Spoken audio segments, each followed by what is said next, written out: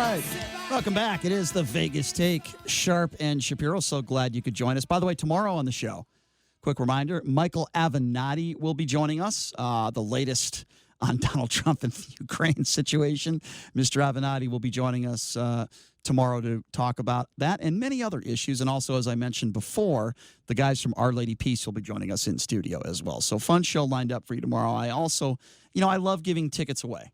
And I love giving stuff away to our listeners. There's nothing better than when I'm listening to a radio station and I call in and I win something. So here's what I want to give away right now. And we will do, all right, we're going to do this one quickly because we got other stuff to give away too. Third caller right now, a certificate good for complimentary admission for two to the Silver State Brew Fest. That's located poolside at the Tuscany Suites and Casino. This is October 12th from 5 to 9 p.m. It's all you can drink craft beer for free. If you're like Brett Kavanaugh and you like beer, this is a good deal for you. Right now, third caller, pair of tickets, complimentary admission for two to the Silver State Brew Fest, and all you can drink craft beer. The number, third caller, 257-5396, 702-257-5396. Right now, third caller. I will have some more tickets and some more prizes to give away here in just a few minutes. And if you like beer, that's a pretty damn good prize, if you ask me.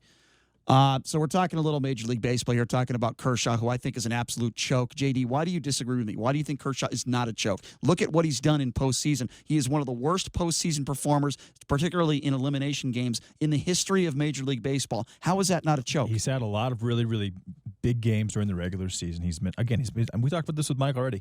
He's one of the best regular season pitchers. He's definitely a Hall of Famer without a question. His ERA is close to like 2.2. He's had years where he had a 1.5 or 1.7 ERA, which is unheard of. Okay, but we're talking regular season. I explained to you why he's not a choke artist. I just think that he has fatigue. His delivery, his double clutch delivery creates fatigue. And he's also an aging guy. He's 34, 35 years old, and he's had back problems. I don't think he's a choke artist. He's still the highest paid pitcher in Major League Baseball and has been for 15 years. And I literally feel sorry for him because he's not going to win. I don't think he's going to win a World Series. At least not as the man. He might get traded to a team, but I don't think the Dodgers can continue to rely on him because of the fact that he just cannot produce in October. And I don't believe it's a choke thing. I just think that with the way that he delivers the ball, the way that he pitches the ball, it puts a lot of fatigue on his arm, and that's not sustainable for 6 or 7 months. All right, well, I'm just telling you, and I understand what you're saying, but I'm just saying in the history of elimination games, he is one of the worst performers in the history of baseball. I don't think he's a mental midget by any stretch. I didn't call him a mental midget.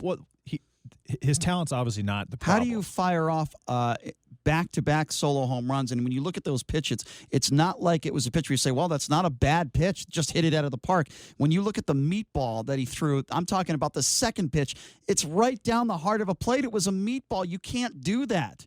And listen, this isn't the first time this has happened with him. As you know, I get your point. Okay, he's a good guy.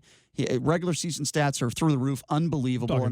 Great guy, Hall of Fame pitcher. Okay, but I compare him to. I compare him to me. It's more of a technical thing. It's not a mental thing. But I don't think he's a choke artist. I just think that his arm in his body gets tired towards the end of the year. I'm going to make a comparison to basketball here, and I understand that Karl Malone had to deal with Michael Jordan and the Chicago Bulls. He did. I get that. But with that being said, Karl Malone was an absolute beast during the regular season. He's a top 50 top player of all time. He choked in the playoffs. He absolutely choked. He was never a solid player in postseason, and I understand he had Jordan to deal with, but look at his stats in postseason as opposed to regular season. Karl Malone was a choke artist, and I look at Kershaw, and look, Kershaw's had to face some pretty damn good teams. I get that. He was also a 4. I mean, it doesn't matter, though. He choked. He didn't play like the way he played during the regular season. Same thing with Kershaw. He's a choke artist. That's why I disagree with you on that. I understand where you're coming from, but I just think when you look at elimination games, even guys that are old, even guys that are not in their prime, there are certain types of guys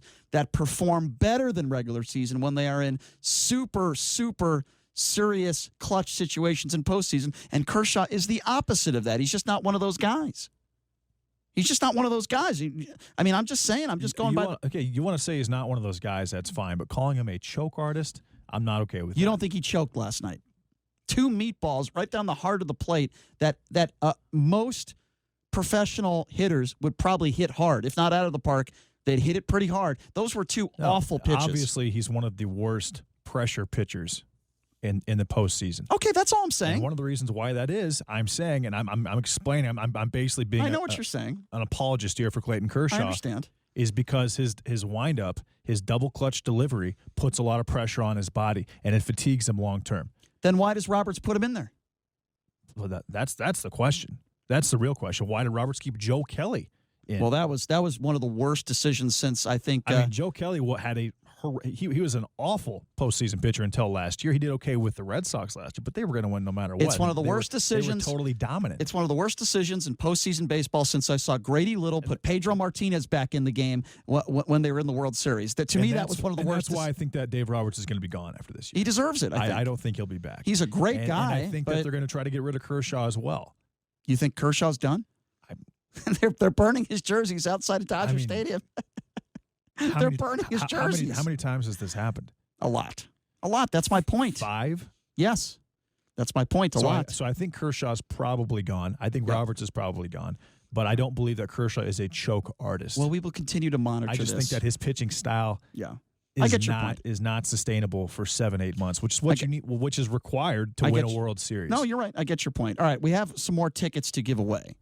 And we'll do third caller again. We have a pair of tickets. You know, I'm giving away all these tickets in one segment because I forgot to do it last hour. It's my fault. Pair of tickets for the Age of Chivalry Renaissance Festival. A pair of single-day tickets.